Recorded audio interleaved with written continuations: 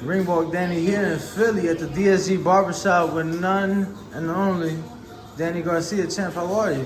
Feel great. Man, first and foremost, thank you for having me as always, and look good for your media workout. Obviously, first fight at 154 pounds. You know, talk about the layoff and talk about the move up in weight. Well, the layoff was just needed a break, needed time to rest, recover, let my mind get sharp again. I feel like my mind was a little foggy. I wasn't thinking straight. I was good physically, but just needed time. Just needed time. That's it. And then the move up, you know, I think that was good too with the layoff because I got time to get bigger.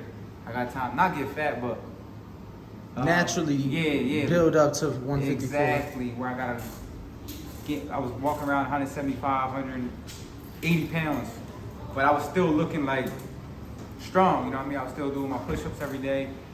I was still jogging, you know, 2 or 3 times a week. So I kept good care of my body this time, and get a move up and the break, and I feel like we're already back at it. We're only 10 days away now.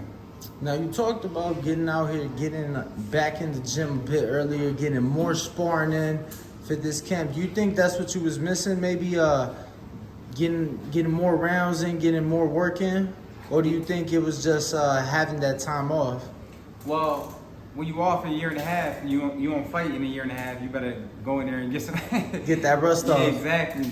Better get off in the gym than in the fight. You know what I mean? So you know, like in the beginning, I'm happy I have bad days. You feel me? I'm happy I have bad days because it shows you where you at.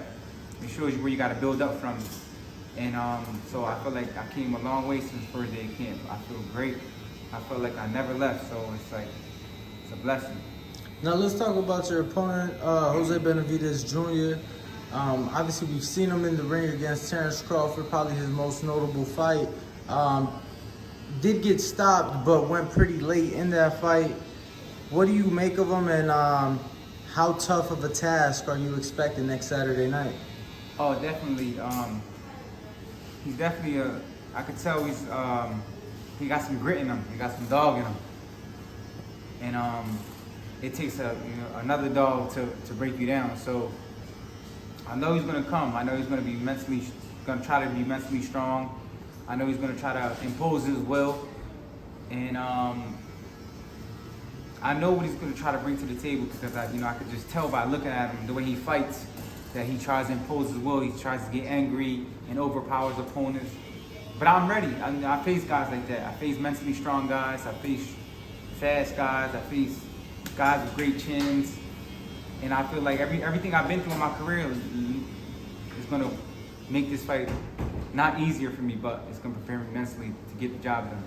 Well, all things considered, then, what do you think will be the toughest thing that Jose Benavidez Jr. will bring into the ring next Saturday night? Well, like I said before, grit, or? Yeah, he's a tough guy, so you gotta make him doubt himself. You gotta hit him hard and make him think twice. And make him not give him nothing easy. Make him work for everything he tries to bring to the table, and that's what he's gonna do. We saw him give Crawford, like I said, a long night. It went to the last round before he got stopped. We saw him take some of Terrence's toughest shots. Do you think that he will be able to take some of your shots like that at 154, or do you think it'll just be too much? I feel like when he fought Crawford just, if I'm not wrong, he just moved up around that time. Yes. So he wasn't like a fully blown welterweight yet. He was still considered a smaller welterweight. Like, now he's fully grown. Like after that Porter fight, he looked bigger. He looked way stronger than he did in that fight. Correct. So I felt like he caught Terrence Crawford at the right time. But I always been naturally bigger than Crawford and stronger. Even in the amateurs, he was fighting 132. I was fighting 132, but then I went up to 141. I just kept going up and up in weight. So I definitely feel like I'm naturally stronger.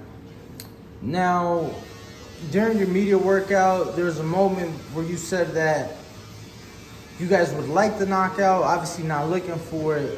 Have you felt that power going up to 154? Obviously, you've only seen it in the gym, but have you felt your power in the move up in weight? Yeah, definitely. I feel like my power and my stamina. Like I'm able to dig deep. Even when like I'm breathing hard, I can still push myself. Like I can still, you know what I'm saying?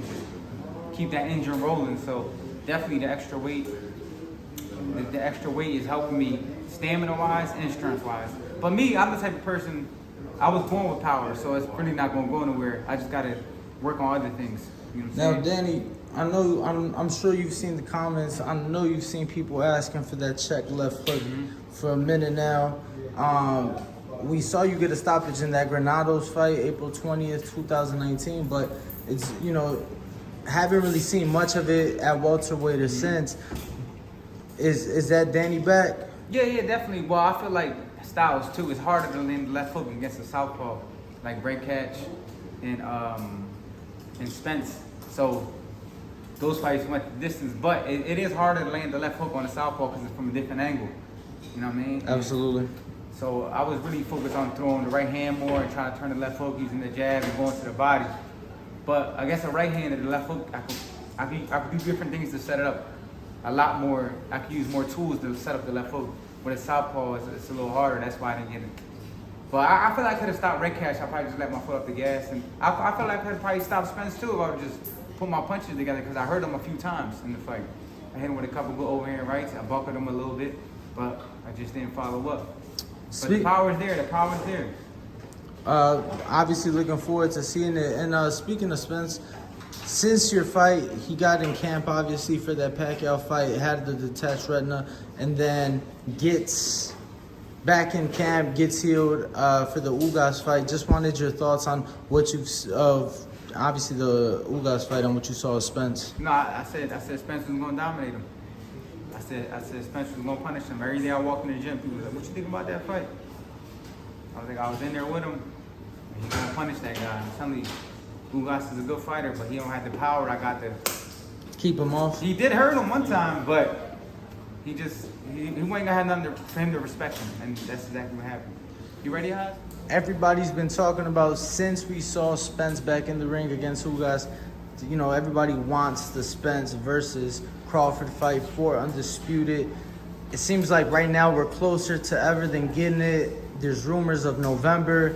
What are your thoughts on that fight? I think it's a great fight. It's a great fight for both of them. It's a great fight. So if people want to see, they're going to get it in. Fight for championships, make a lot of money, and what more can you ask for? Is that a 50-50 fight in your eyes, or do you think that one man has a slight edge over the other? I think both have their own strengths and both have their weaknesses. You know what I mean? So I think that's what makes it a great fight. It's going to be a grueling fight, though. People think it's going to be like a boxing match. I don't think it's going to be like that. You think they're going to bang with each other? I think they're going to... The fight's going to turn into that. The first, like heavy exchanges type. You know what I mean? Absolutely. Like, it's not going to be...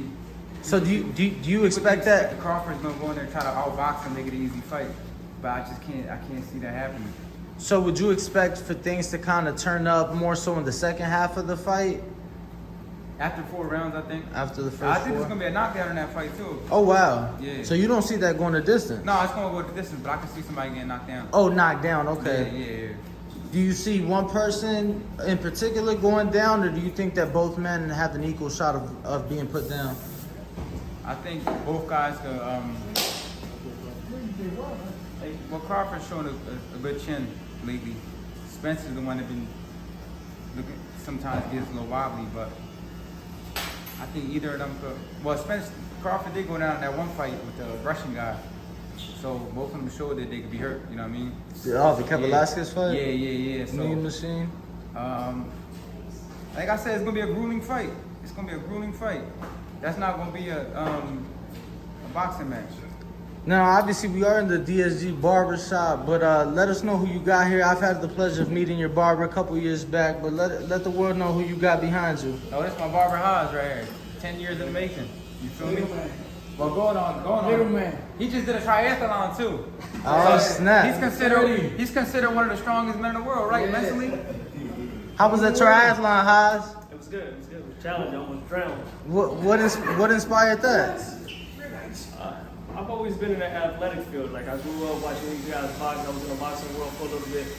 But I've always liked being in the gym, being athletic. So I kind of just took on the challenge. You ever fucked the champ's hair up? Say it again? You ever fucked the champ's hair up? A few times. Oh, snap. How did that go? He always let me know, Next time, don't push the side back too much. I'll be like, all right, let me fix it. I'm saying you're a human being, you feel me? No, absolutely. Now, Danny, I can't bring up the welterweight division without bringing up Jaron Ennis, especially being here in Philly. I actually came from seeing him to come here, and both him and his father had nothing but great things to say about yourself and your father. What do you think about Jaron and obviously Philly being a fighting city? Oh, he's a great fighter. Him and his dad, they deserve everything they've been working for. You know, I've known his dad since I was a kid. I used to go to Bozy'S dungeon and spar when I was like 8 or 9 years old. I used to hate sparring his fighters. You know what I'm saying? So I used to go down there and spar like every 2-3 times a week. It was like in a little church in the basement. And the ring was like this big. It was like from there to there. And he used to always tell me, I remember I was getting ready for the Golden Gloves or something. I was like 17. And he was like, he's good and he's good. And he had 2 other sons. But he was like, him right there, he's special. He's special. He was like a kid. And he saw the vision. And he's the real deal. Now, obviously, he's put himself in line now to challenge for that title. But like we just spoke, that undisputed fight seems to be next. You've yourself fought Keith Thurman. That's the fight a lot of people, including myself, would like. That's the fight that he would like. Do you think that Keith takes that fight at this point in his career, and how would that fight play out? To answer your question, it is a great fight, but I don't think Keith will do that right now. Because he got a bigger resume. Obviously, he's going to think, why should I fight the young, hungry guy when I can fight another guy like me with a name? You know what I mean? So, but if the fight happens, it's a great fight for both of them. Great fight for both of them. Do you, at this point, especially after the Keith Thurman we saw after the 3-year layoff, at this point, would you favor Boots in that fight? Yeah, right now, yeah, definitely. Keith Thurman is a great fighter, but I don't think he's been the same since he fought me. I think that's the best Keith Thurman we've seen, like that I've seen. Yeah, I mean, after what you did to his arm, champ, I don't think he could ever be the same. I have to ask. The best Thurman that I saw was against me and against Porter. Absolutely. That's prime Thurman right there. Both great fights. How does it feel to go back to Brooklyn? Obviously, your fight with Thurman was at the Barclays, did great numbers. I remember it was on CBS. Last fight I watched with my grandfather before he passed. So what's it feel like to be back at the Barclays, be back in Brooklyn, a home away from home, I would say? It feels great. It feels great. 2-hour drive, like you said, home away from home. It feels like I'm going to my room when I go to the locker room. It feels like I'm in the gym, like another day in the gym. So I get a lot of love out there. One time I went to do a photo shoot over there, and I was just walking through Brooklyn, and everybody knew who I was. It was crazy, like a regular day. Like everyone stopped to take pictures of me. It was crazy. I was like, yo, Brooklyn is really, like, people love me in Brooklyn. It was crazy. Expecting an electric night next weekend, huh? Yeah, I just all my fans to come out and show love, man. It's crazy. Danny, before I let you go, I do have a couple questions here from the people. We let them know I'd be in the building. These are some of our most loyal listeners. We got Ruin the 504 that says, what would you say is your biggest achievement in the sport since leaving the 140-pound division? You know, I won the title at 147. I fought the best at 147. I gave the friends great fights. I had 11 fights, I believe, at 147. And we had a lot of historic nights. I feel like every fight was great to me. You know, win, lose, or draw, I feel like I gave the fans a great fight. And that's what a true champion is about. Champ, we got David Maldonado that says, what's up, champ? First and foremost, without a doubt, since Miguel Cotto retired, you have been the only elite Puerto Rican fighter, and now we have Shakur Stevenson to carry the mantle for us. With that being said, how do you feel about your critics and me, myself, stating that if you were to have let your hands go more, you would have had a better run at 147 pounds? That's a lot to answer, but Shakur Stevenson, he's looking good. He's looking great. Looking like a young champion out there in his prime. And definitely, I could always say I could have did this, I could have did that.